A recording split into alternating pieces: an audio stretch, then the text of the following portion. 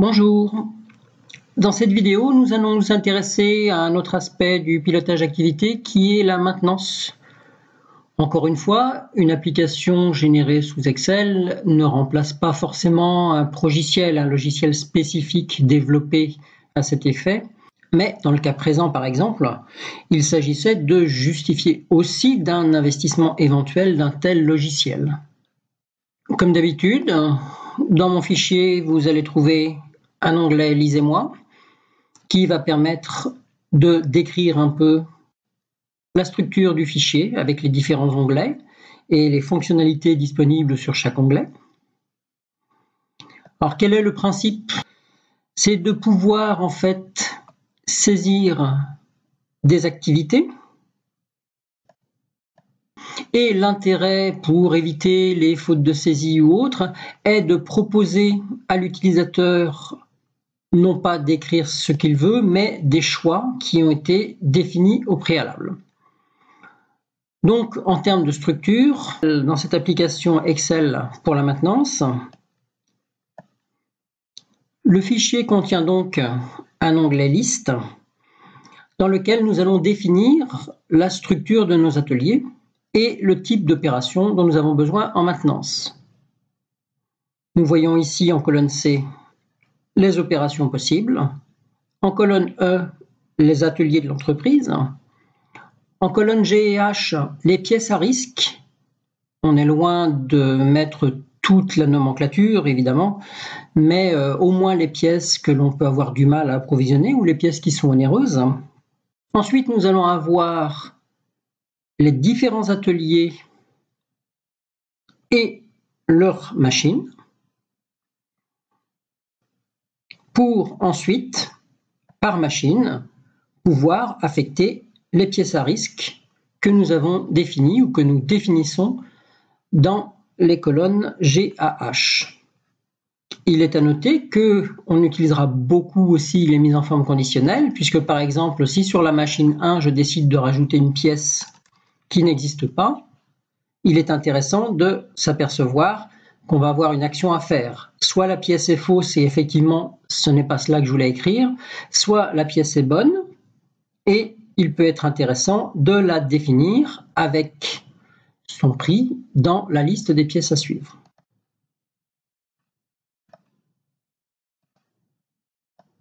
Nous avons prévu un certain nombre d'ateliers, nous avons prévu un certain nombre de machines, une cinquantaine si je ne m'abuse.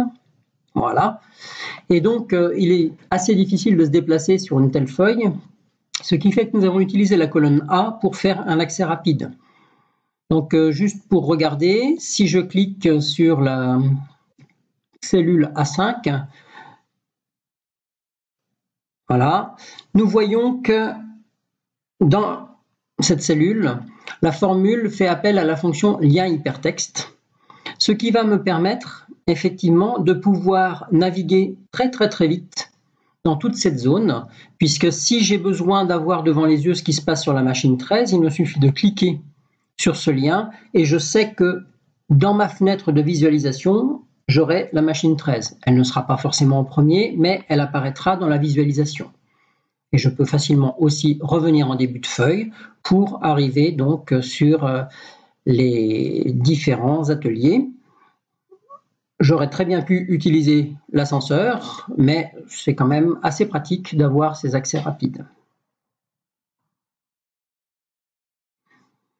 Maintenant, une fois que nous avons défini nos différentes listes, c'est-à-dire la structure des ateliers et des interventions, l'opérateur va avoir à saisir. J'ai noté un type d'opération, la machine, les temps d'intervention de l'opérateur à qui appartient le fichier. Si l'opérateur s'est fait aider, le temps peut être supérieur, le temps global peut être supérieur au sien. On voit en première ligne que, a priori, 3 heures, seul l'opérateur est intervenu. 4 heures, 12 heures, il a eu une aide. Les temps d'immobilisation, donc ça c'est ce qui peut impacter sur la production. Pourquoi l'intervention? Donc s'il y a une raison, ça peut être divers ou ça peut être une pièce à risque, de façon à pouvoir les suivre ensuite. Je vais vous montrer un exemple de remplissage. Nous sommes le 15 janvier. Les actions vont être en préventif dans l'atelier 2, sur la machine 1. On y passe 1 heure, pas d'aide, pas d'immobilisation spécifique à part l'heure que l'on a planifiée, et puis on y allait parce qu'on est en train de surveiller une pièce qui peut être la courroie. Voilà, donc l'opérateur n'a qu'à saisir jour après jour ses activités. Ensuite, différents onglets vont permettre de faire une synthèse. À un premier niveau, nous allons pouvoir analyser l'activité de l'opérateur, ce qui peut lui permettre de justifier de ses temps passés. Au moins, on est sur des faits. L'opérateur doit saisir la date de la période qui l'intéresse, disons du 1er janvier 2015 au 31/12/2015, puisqu'il doit y avoir quelques enregistrements. Voilà. Nous obtenons, bon, il y a très peu d'enregistrements, puisque c'est juste un fichier exemple, moi que j'ai 2 enregistrements seulement. Nous obtenons automatiquement une mise à niveau, mise à jour des graphiques qui ont été décidés avec l'opérateur, celui qui souhaitait avoir le fichier. Ces graphiques vont donner les temps d'intervention par atelier, avec le temps d'intervention de l'opérateur et le temps d'intervention du reste de l'équipe quand quelqu'un est venu l'aider. La répartition des interventions et la durée d'immobilisation au niveau de la production. Pour générer ces graphiques, nous passons par une feuille qui comporte des tableaux qui ne sont pas forcément des tableaux intermédiaires, puisqu'on peut les utiliser si on veut une analyse plus précise. Ces tableaux vont nous donner le bilan des interventions par atelier, le bilan des immobilisations par atelier et la répartition, voilà, la répartition en type d'opération par atelier. Tout cela évidemment sur la période considérée qui est rappelée ici. Le choix de la période s'étant fait par l'opérateur sur le graphe activité. L'opérateur n'a donc que peu de choses à renseigner, uniquement la période, pour avoir une actualisation de son activité. Bien sûr, ces chiffres peuvent être utilisés à d'autres fins, notamment pour justifier de coûts, justifier de besoins d'investissement, par exemple, ou d'une politique de gestion différente des pièces. Donc, sur d'autres onglets, toujours en partant des données qui ont été déterminées sur la feuille saisie, nous pouvons suivre les activités donc à un autre niveau. Je vais mettre jusqu'à la fin d'année, puisque je pense que mes enregistrements sont en fin d'année. Voilà. En collaboration avec l'entreprise qui souhaitait initier une action de maintenance, un suivi de maintenance, nous avions défini quelques indicateurs qui nous permettaient de visualiser la répartition au niveau du temps global d'intervention, c'est-à-dire l'opérateur plus toute l'équipe, les temps d'immobilisation, le coût total de mes pièces spécifiques, les nombres d'interventions,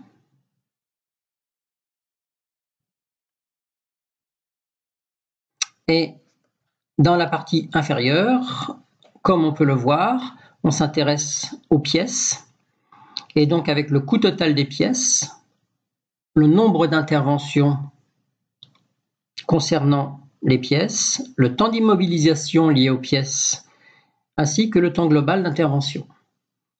Avec ces simples données, on peut déjà commencer à regarder l'importance des pièces pour pouvoir améliorer cette politique de maintenance. Comme précédemment, ces graphiques sont issus d'une autre feuille qui est la feuille suivi machine, sur laquelle je vais avoir le top 10 en fait des machines sur lesquelles nous sommes intervenus et le top 10 des pièces.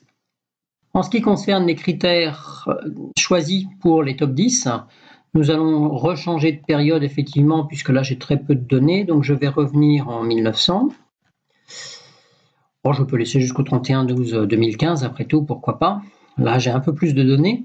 On voit typiquement qu'on a des différences entre le temps global d'intervention, le temps d'immobilisation. Donc là, je vais m'intéresser effectivement à ce qui se passe au niveau de mon critère top 10. Ici, le critère était par coût des pièces, donc là, j'ai peu d'informations. Si je choisis la durée d'immobilisation, par exemple,